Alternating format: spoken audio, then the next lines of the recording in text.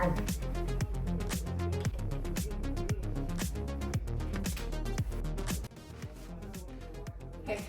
Right. Okay. Yeah. You ready? Yeah. Yeah. Okay. Close your eyes. Okay. Take a bite of this. I should have cracked it. What? Okay. Take a bite of that. Eyes closed. Eyes closed. Good one. Okay. Okay. What? Savour. Savour.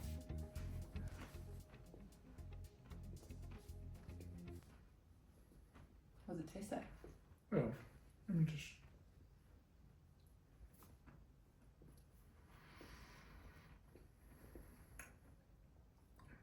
My date's gone with a little bit of butter. Yeah, taste it. Yep. Okay. Yep. Now take a bite. Big one.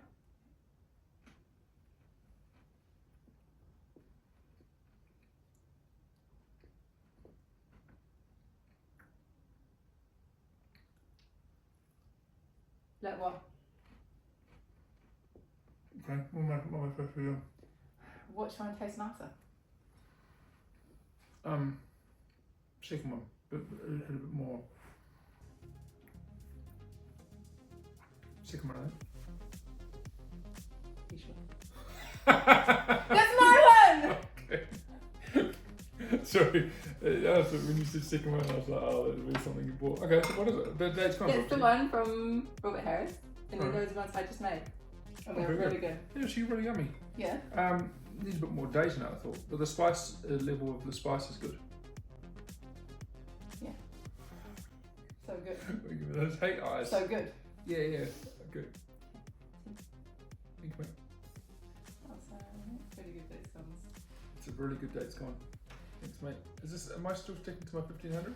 Why you got me 2 dates gone up here? They're only little halves. Okay.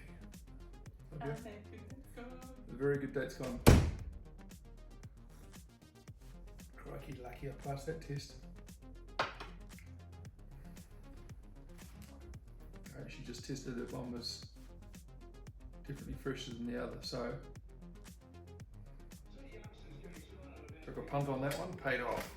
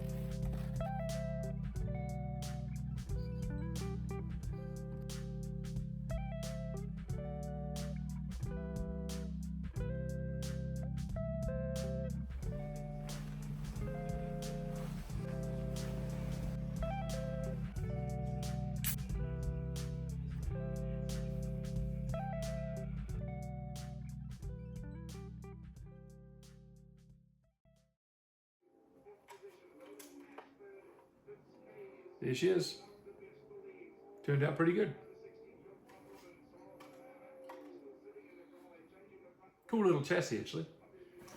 And the livery's awesome. That colour ended up wicked too. Really pleased with how it turned out.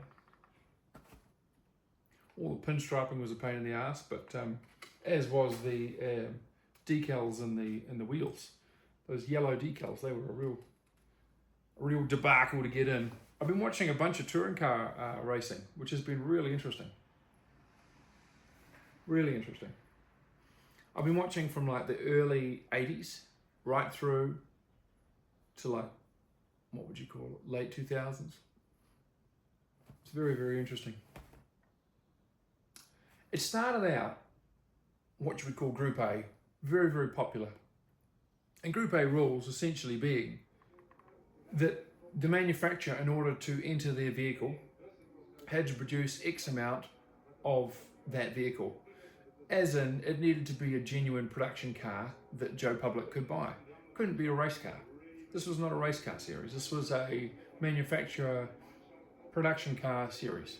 Minimal modifications, probably suspension, tyres, so that things sort of didn't roll over in the corners. But it's very interesting. You saw the progression, and because of that, you saw some really great racing, and also a very diverse field of cars that were powerful but heavy, powerful but hard on tyres maybe. And because of the length of some of these touring car races, you ended up with a really interesting game of sort of cat and mouse with safety cars, pitting, changing of tyres, refueling, and depending on the car that you had, because there was such a wide variety of vehicles, they all had different rates in which they wore out tyres, so the strategies were always really different. But also too, just the fact that the public was so interested, there was so much buy-in, because the saying was you could race on Sunday and win on Sunday, sell on Monday. That was the manufacturer saying. And so you had this race of manufacturers that were trying to produce better and better production vehicles that you could actually go out and buy, which was awesome. So you had cars like the Sierra RS Cosworth being produced, which probably never would have been produced otherwise if it wasn't for the Group A regulations. And you had cars like the BMW M3, Skyline, GTR, Subaru, WRX, Mitsubishi, Lance Revolution, all because of Group A rules. And it's interesting to see the slow progression of the sport, especially touring car, and then what happened was right through to the sort of 2000s, and then it sort of got lamer, you call it lame, and there was less public interest in it.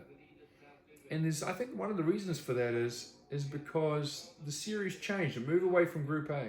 So first of all, what they did is disgruntled drivers and manufacturers, is be careful what you wish for moment for those guys, because what happened is they would get upset with a certain car being brought out that year which would have particular advantages. Think of the R32 GTR Skyline and even the Sierra Cosworth RS. And it had an awesome power to weight ratio. And so in the DTM series, it was doing very well, the Cosworth. And so what happened was they put disgruntled drivers, it's not fair. So they put restrictors on the intake, probably on the turbo. And so they trying to minimize the amount of power that it could produce, top end power, whatever. So they kept on adding these restrictors and restricting the amount of air, choking the engine so that it would make less power, so that they would hopefully make it slower. And then in other sort of countries and series, they added weight to these cars. But eventually what they did, I think like 92, DTM, I think they just banned turbo cars altogether, which is kind of, it's lame. That's what it is. It's lame. So, but it's a be careful what you wish for moment, because then there's no incentive for the manufacturers to produce cool road cars. So it's very interesting, like the late model touring cars, very unappealing. Well, I find them unappealing. The late model ones, they look like a certain car on the outside, like the profile of the car, the outline. If a child was to outline around that car, it would look like something. It would look like the road car. But that's about where the similarities finish. They pop the hood on them, it's carbon fibre, it's tube frame. It's oftentimes they've got an engine in there that the manufacturer doesn't even produce. So it was let alone in that chassis. The brakes are just massive big brake kits, completely race orientated, with nothing like the original production car. So people were not very interested in that, because part of the appeal of Group A, of course, is that you could see these cars raced by top drivers battling around a big circuit over endurance races with all different tactics and ideas about how to win. And the racing was awesome. And you could also go and see that car getting sold, and you could save up and buy that car yourself. You buy that car and save up for a year and buy it yourself, which is pretty cool. And the cars were, of course, in the very early stages, pretty much just road cars, sort of slightly souped up with roll cages and safety equipment. So it's an interesting thing how it happens, and it's quite good. It's like RC too. RC, this happens a lot too. So You never have people who are winning never look to change the rules or change a series or make something new up or rehash the rules or shake things up. So if you're part of a board or a group or you're on one of these committees, just remember, if you have something good and it's popular, the way it gets eroded and changed is always death by 1,000 cuts, and there will always be pressure from disgruntled people to change it, or it's not fair, or we want to use a sequential gearbox and our gearbox isn't good as so and so, but it'll be fair because everybody can then use a sequential gearbox, so that's fair, isn't it? There's always good arguments for changing rules and for changing things, but just remember that that's how you ruin something good. Things are popular for a reason, and you don't want to steer too far away from a good recipe if it's a good recipe. Because I tell you what, these early days of touring cars must be half the price to run, or less than that, of some of these new racing machines. And I tell you what, it's pretty cool. And we had some good cars because of it.